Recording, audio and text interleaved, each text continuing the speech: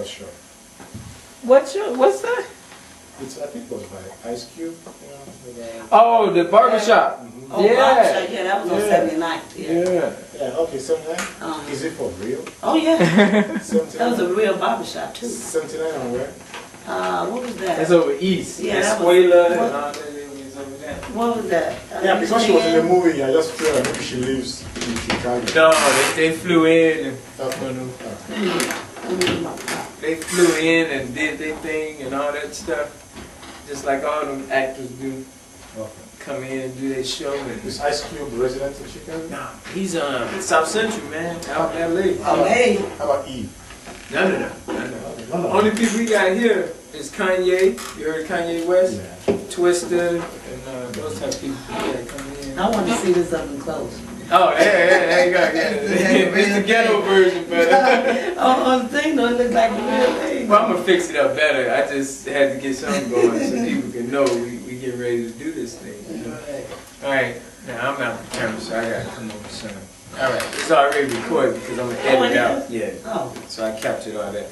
Okay. So anyway, we're coming to you. I can't say live. It's gonna be on YouTube tonight. I got a lot of editing to do, and I got an agenda here. We want to cover the introduction of Diane Ladd. Many of you probably already seen her on TV already. She's been on Channel 7, 5, CNN. So we're going to go over what she does, why she does it. We're going to go over this major event we're getting ready to do right across the street here. We're going to go outside and look at the something she put together. I'm going to let her tell you about that. That's touched a lot of people. And then we're going to talk about the upcoming trip we have next week. So, would you look at the camera and tell the people who you are? My name is Diane Latiker, and I'm founder and president of Kids Off the Block. And what is Kids Off the Block? What does that mean? Kids Off the Block is an after-school program for youth 12 to 19 years old. We wanted to offer them positive choices to the streets. Now, when you say, why should you do that? Is it a need for that in the community? Why offer kids? They can go home and be with their parents. Yeah, but just like we need releases, they do too. And Kids Off the Block was put together because we had teens out in the front of our house who were tearing up the block, who didn't have anything to do. They were bored and angry. And so I decided to go out and ask them if I started a program in my home, would they participate? And they said yes. Not only did they say yes, they wanted to be doctors, lawyers, rappers, singers. They just wanted to be something. So we started off with music and started from there, started snowballing. Kids want to do something, teens, they want something. Now you had your own life. Why take up that much time out of your own life? I could find nothing more rewarding than what I'm doing right now. Nothing. And I did it because I felt there was a need. And I still feel there's a need. 4 years later, there's even a bigger need. You say 4 years, each year, go through each year, from the 4th year on back. How is it? What are the challenges that you had? Well, this year, the challenge is to do more. This year is to bring it to the forefront with all the media attention, to bring it to the forefront of what's going on with our teens, and to get the resources they need to change their lives. Not programs that offer 2 or 3 hours, but literally change their lives. Right. 3rd year. 3rd year was getting in the forefront. The 3rd year was the battle, and the 3rd year was the waking up of me being naive, thinking that everybody was going to help and support our children. Wow, we got to talk about that. So, well, actually, yeah, I woke up and I realized that it was my vision. Nobody else felt it like I did. They felt in their way. A lot of good people were doing a lot of good things, but what I was feeling, I shouldn't have thought that everybody else was going to feel that. Now, we have a guy here that's from the motherland, Nigeria, and I know he's thinking, I'm thinking for him, I know he's saying, okay, when you say no one else wanted to do anything, can you be more specific about that? Because the people over in Africa that might be watching this might say, what's wrong with these black people? Why aren't they getting their act together here? You know, just standing around, do something. Well, because really, a lot of them in their environment, they're struggling. That's why the children are struggling. That's why the teens are struggling. So I can't pounce on them. I admit that we all must step up because the violence is getting out of hand. The teens need something to do, positive. Well, why don't the parents do something? Well, take a look at some of the youth that we serve as parents, and they're not there. The fathers are either locked up, drugs is, oh man, running rampant in these families.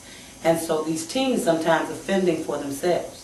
Now, drugs are running rampant. Drugs been around, I was born in the 70s, so what's the difference between drugs now and drugs then? Because when you heard about drugs then, it was here. Now it's here. It's every man. It used to be, it was, privileged. I hate to say that, but it was. Now it's every man. It's every teen. Either they're fighting for the drugs, either they're taking the drugs because of their environment. Look at our environment. And then we as adults fight to even deal with our own environment, and we tell them to deal with it? Come on. So what are you going to do about it? What's the plan?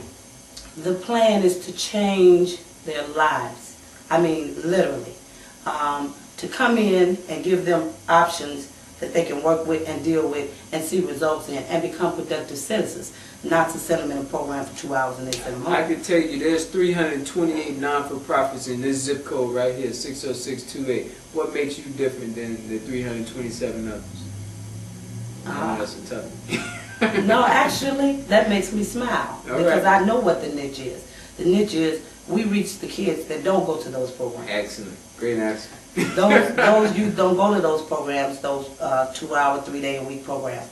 They want an open source, and that's what we are. Now, I'm going to cheat a little bit here because I work with KOB. I'm one of the invisible advisors, and one of the keys that we talked about with KOB is a lot of the other non-for-profits are set up and structured with, and we don't like to call people bougie, but there's so many rules and regulations in place that the young people, they tend to walk away from those programs and go to where it's a more homely feel. And right here, it's in the home, and this is a lady who's just opened herself up. So it's not all these barriers that's in place that will cause them to go elsewhere.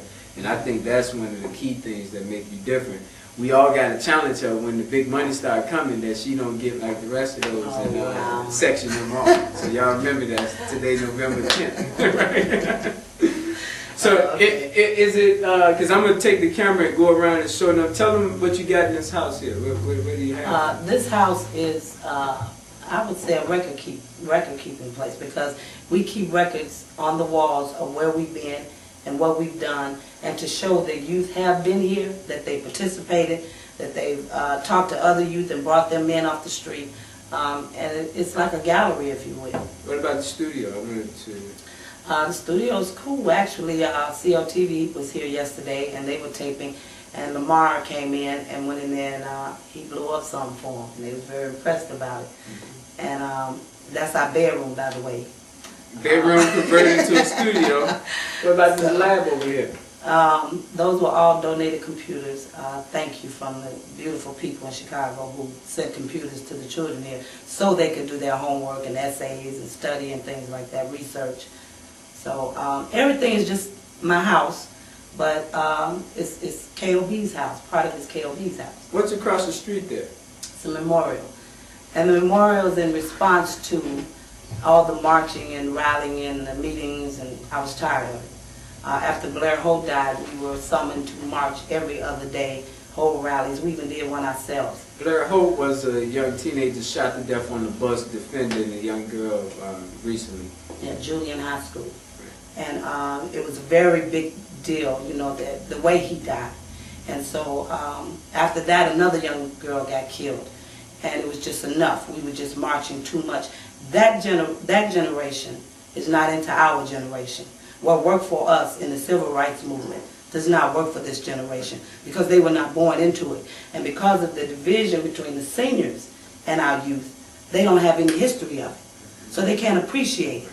So we have to figure out something where they can be involved because the drug dealer and the gangbang march with us. But they come back to their environment and then it's back to normal. What's going on next week? Oh.